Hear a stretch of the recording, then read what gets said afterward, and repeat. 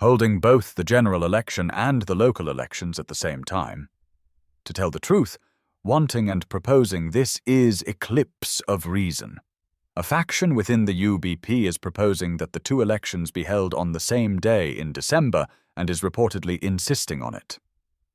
This faction is reportedly first trying to convince their own colleagues within the party that holding the two elections together would be beneficial, and they've made considerable progress on this front. They'll then roll up their sleeves to try to convince and persuade the public. However, whether the public believes this or not is of little concern to them, because what they call benefit is not actually in the public interest. They do whatever they've set their minds on, even if the public opposes it. We call it an eclipse of reason, but in fact the proposal to hold the two elections together is a sort of operation to rescue the UBP. They've racked their brains over this and devised a strategy. It's the result of a multifaceted analysis. Are you surprised? Many of the things they have done, and which have drawn criticism, are not in the public interest. On the contrary, for some time now, they have been carrying out so-called measures that are causing distress amongst the public. The decision to hold two elections simultaneously is also a product of their own self-serving logic. Yet this is sheer madness. Whilst the Supreme Election Council's warnings regarding mixed voting and open lists are well known, and whilst the problems caused by open lists in the last general election have been recounted time and again, and whilst rectifying this has been demanded time and again, just look at what they are now trying to do. The UB wants to do the exact opposite of what has been requested. It is not just the Supreme Election Council and the former and current Chiefs of Justice who are warning us. Anyone with common sense who can see the situation can recognize just how much trouble this open list issue causes, how many difficulties it creates, and is issuing warnings. Everyone can see this. Is it only a certain faction within the UBP that cannot? However, the issue is not a failure to see the truth. The aim is to profit from the chaos. It is sheer audacity and disrespect on the part of the UBP, the government's senior coalition partner, to disregard the facts and play into the chaos. Whilst the current general election system is causing problems and turning into a torture for voters, just imagine if this were to be held alongside local elections. It would be utter chaos. Voting would take ages. There would be more mistakes. Many voters' ballots would be declared invalid, and it would take days to announce all the election results. But what else can you expect from a mindset that thrives on chaos? UBP officials claim that holding the two elections simultaneously will lead to savings and boost turnout.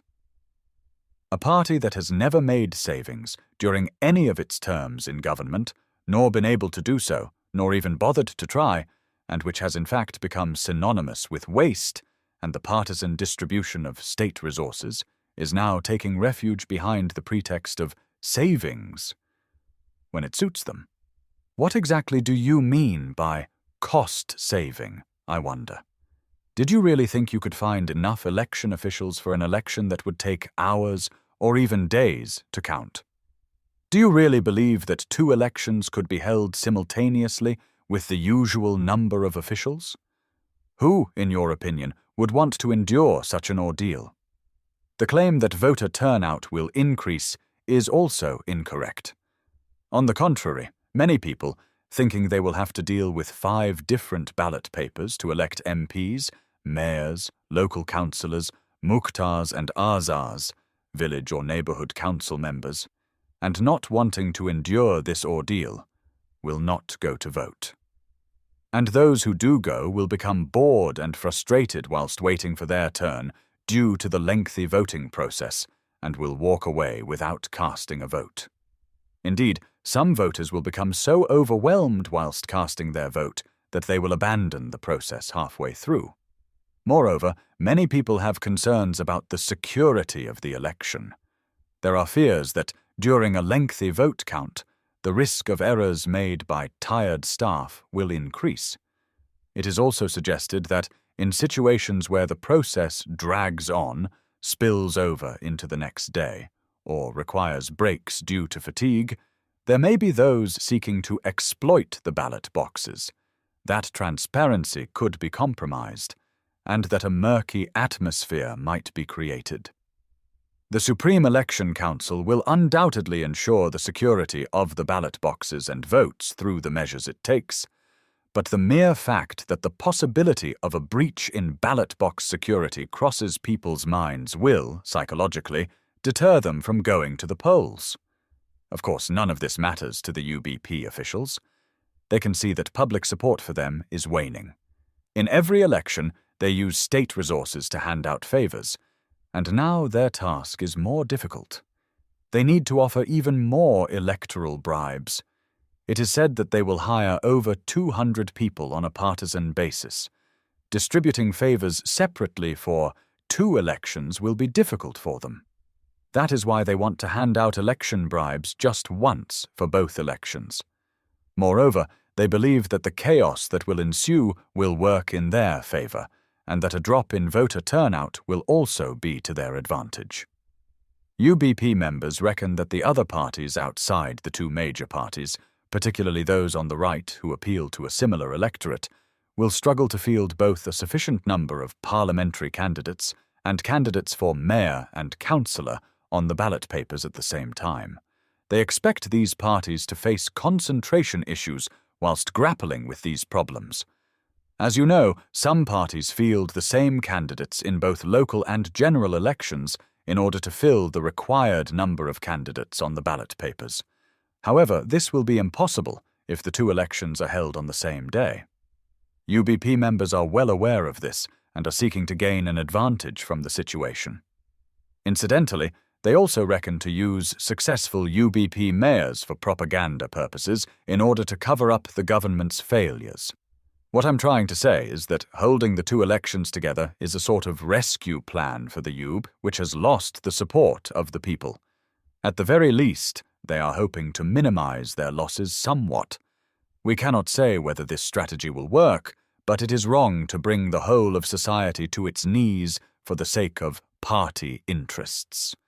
What they are attempting to do is disrespectful to the people and their political rivals. Meanwhile, the DP and the YDP are reportedly opposed to both elections being held on the same day. They are said to want the general election to take place in October. If these 2 parties are genuinely opposed and claim that the 2 elections cannot be held together, their stance must not remain mere rhetoric. These 2 parties have a combined total of 4 MPs. Their number has fallen from 5 to 4 following Hasan Tosunolu's resignation from the DP. The CTP has 18 MPs. There are also 4 independent MPs.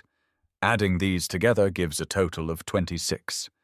This means that unless the UBP secures support from the independents, 3 of whom are definitely not going to support it, it will not be able to muster the necessary majority in Parliament to pass the legislative amendment required to hold the 2 elections on the same day. However, the DP and the YDP have zigzagged so much on so many issues and done so many things they said they wouldn't do, that one simply cannot trust them. If the DP and the YDP, who are in the position of the boy who cried wolf, were to stand firm, the 2 elections could not be held together, and these debates would become pointless. So, do you trust the DP and the YDP?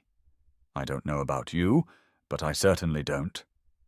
Prime Minister Ünal Üstel has been saying for months that there would be no early election and that the general election would take place in December or January. Why didn't you speak up then? And why are you now saying, let the general election be held in October? I don't trust them at all, but hopefully they'll surprise me this time. Source: Ali Batouré. Wrote, if DP and YDP are truly opposed, the 2 elections cannot be held together.